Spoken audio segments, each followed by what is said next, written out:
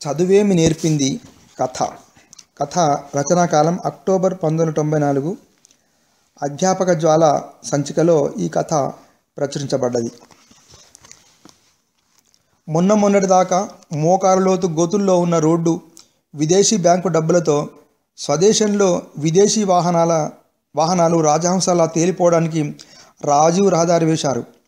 సువిశాలమైన ఆ రోడ్డుపైన అప్పుడే విచ్చుకున్న మల్లెపువ్వు లాంటి కొత్త కారు ఒకటి జన్నెకిడిసిన కోల్లాగా తీరుగా పరిగెత్తుకొస్తుంది.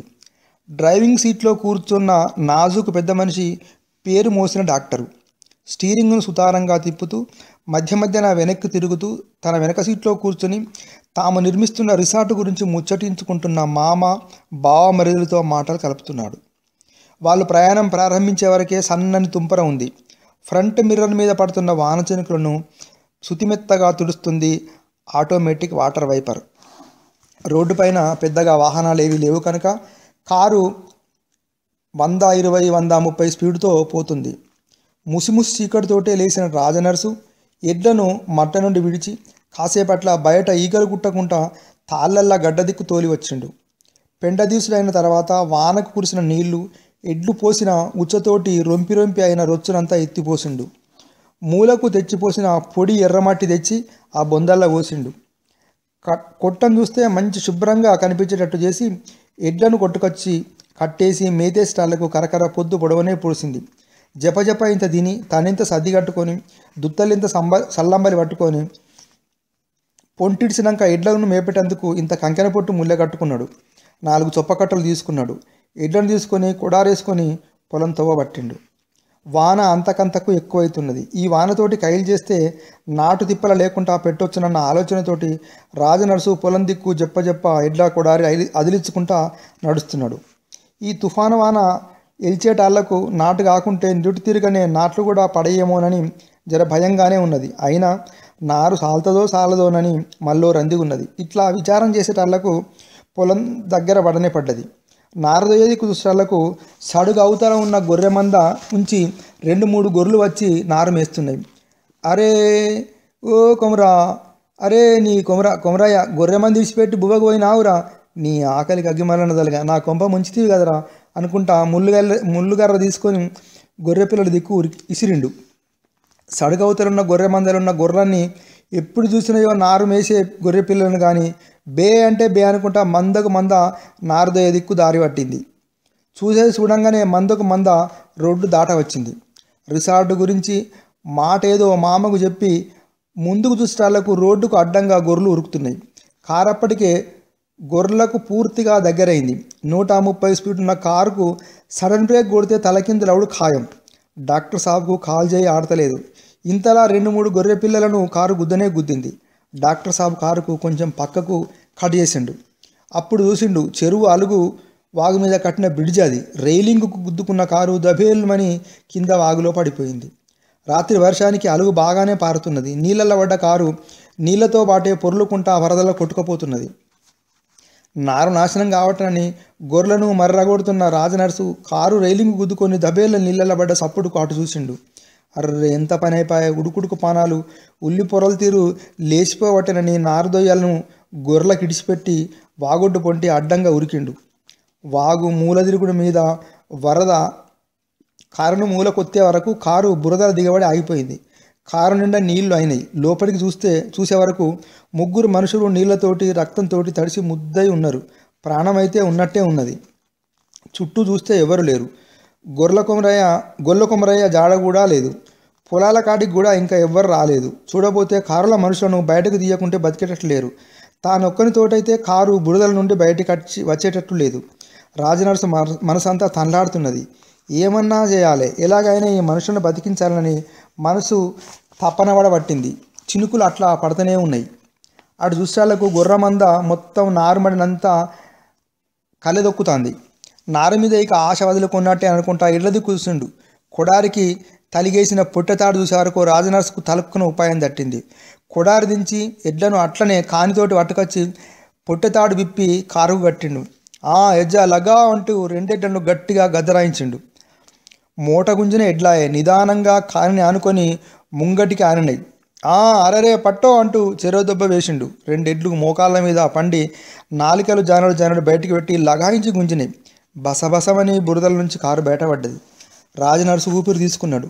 కారు తలుపులు తీసే ప్రయత్నం చేసిండు. అద్దాలన్నీ పైలిపోయినాయి. అటిగ్గంగా ఇటిగ్గంగా తలుపులు ఊసొచ్చినాయి.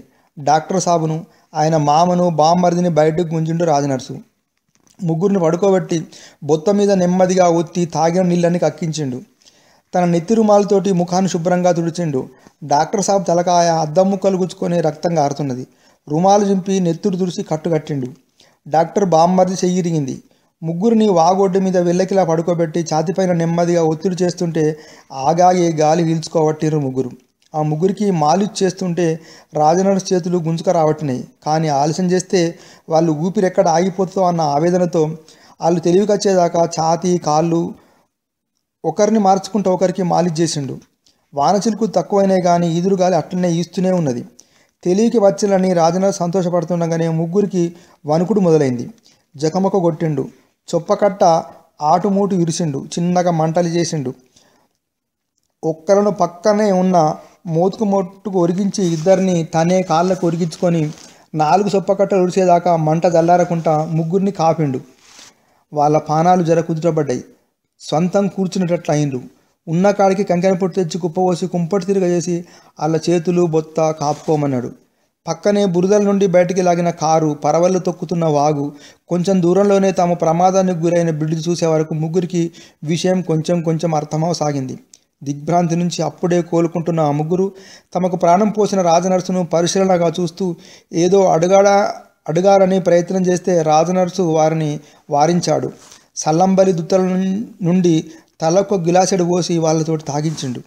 ప్రాణం కుదుటపడ్డ డాక్టర్కు విషయం అంతా అర్థమై కళ్ళనీళ్లు పర్యంతమైనాడు. ఈ రాజనర్సు చూడకుంటే చూసినా తన సర్వస్వం దారపోసి మమ్మల్ని కాపాడకపోతే మా ప్రాణాలు ఇదివరకెప్పుడో అనంత వాయువుల్లో కలిసిపోయావన్న సత్యాన్ని గ్రహించిండు. బాబు, నీ పేరేమిటయ్యా అన్నాడు డాక్టర్. నా పేరు రాజనర్సు. మా కారు ప్రమాదానికి గురైంది. నీ ఒక్కడివే చూశావా? ఒకవేళ నీవు మమ్మల్ని కాపాడకుంటే మేము చచ్చిపోయేవాళ్ళం. మా సంపద, మా డబ్బు మమ్మల్ని కాపాడలేకపోయేది. మా ప్రాణదాతవు నీవు. నీ రుణం ఈ జన్మకు తీరదు అంటూ డాక్టర్ వలవల కన్నీరు కార్చాడు. మనుషులు చచ్చిపోతుంటే చూసుకుంటా ఊరుకోలేం కదా సారు అన్నాడు రాజనర్సు. డాక్టర్ మనసు కలుక్కుమన్నది. జేబులు తడుముకొని చూసిండు. నిండుగున్న పరుసు చేతికి తాకింది. రాజనర్సు, నా ప్రాణం కాపాడినావు. నా భార్యాబిడ్డలతో సంతోషం పంచుకునే అవకాశం కల్పించినావు. నా సంతోషం కొరకు ఇదిగో ఈ డబ్బు ఉంచుకోమని పరుసు రాజనర్సు వైపు చాపిండు. రాజనర్సు డాక్టర్ సాబ్ ముఖం కేసి బాగా తేరిపారా చూసిండు.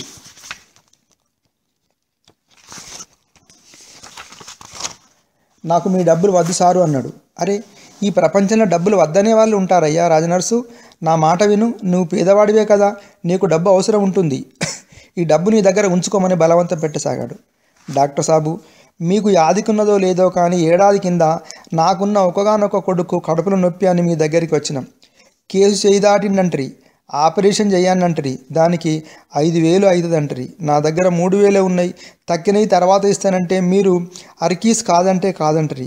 నా చదువు పెద్దదంటరి. 1,000 రూపాయల డాక్టర్ అగగో గా సందులున్నోడు పొమ్మంటరి. నీ కాళ్ళు గడుపులు పట్టుకున్నా వినకపోతురి. ఆ 1,000 రూపాయల డాక్టర్కు పైసలైతే తీసుకున్నాడు కానీ నా కొడుకు పానాలుగా కాపాడకపోయా డాక్టర్ సాబు. నా కొడుకు చచ్చిపోయిండయా. మీ అటువంటి పెద్ద మనుషులు చదువుకున్నోళ్ళు ఎక్కువ పైసలు కావాలంటారు. నా కొడుకు బతకకపోయా అనుకుంటే రాజనర్సు వల్ల ఈడవట్టిండు. ముగ్గురు పెద్దోళ్లకు విషయం అర్థమైంది. డాక్టర్ సాబ్ ఏమైనా లేకపోయిండు. డాక్టర్ సాబ్ బావమరిది దగ్గరి పట్టణంలో లీడింగ్ లాయర్. అతడు ముందుకు వచ్చి తన జేబులున్న పర్సు తీసి, రాజనర్సు, మా బావ వల్ల నీకు అన్యాయం జరిగింది. ఆయన డబ్బు తీసుకోకుంటే మానే, ఇదిగో నా డబ్బు తీసుకో. మా ప్రాణాలు కాపాడిన నీకు ఇంత సహాయపడ్డామన్న తృప్తి అన్నా మాకు మిగులని అన్నాడు. వకీల్ సాబ్, మీరు పెద్దోళ్ళు, మీకు మా సొంటోళ్ళ కష్టాలు యాదికుండయి. నేను మీ దగ్గరికి కూడా వచ్చిన 4 ఏళ్ల కిందట మా పాలోళ్ళు ఇల్లు గాలిపోయి వాళ్ళ ఆడోళ్ళు పొలగాళ్ళు అన్నీ చచ్చిపోతే పాలిపగ చొప్పున ఆ నేరం మా అయ్య మా తమ్ముని మీద మోపిండ్రు. అయ్యా, మాకు ఏ పాప మెరకలేదని మీ దగ్గరికి వచ్చిన. మా తరఫున బాధించమంటే ఇన్ని మర్డర్లు జరిగినాయి, 10,000 అయితే అంటారు. మా జాగ్రత్త మొత్తం అమ్మినా అన్ని పైసలు రావని మీ కాళ్ళు గడుపులు పట్టుకొని 5,000 ఇస్తామంటే మీరు వినకపోతారని. నా చదువు పెద్దది, నా ఫీజు తక్కువ ఉండదంటారు. అవతలి వాళ్ళ 5,000కే బాధించే వకీలు దొరుకుతాడంటారు. ఆయన సగం చదువు మమ్మల్ని కాపాడకపోయే. మా అయ్యకు తమ్మునికి ఉరిశిక్ష పడే. నా కట్టం నాదే. నాదే నాయన అనుకుంటూ కండ్ల వెంట కన్నీరు గార్చిండు.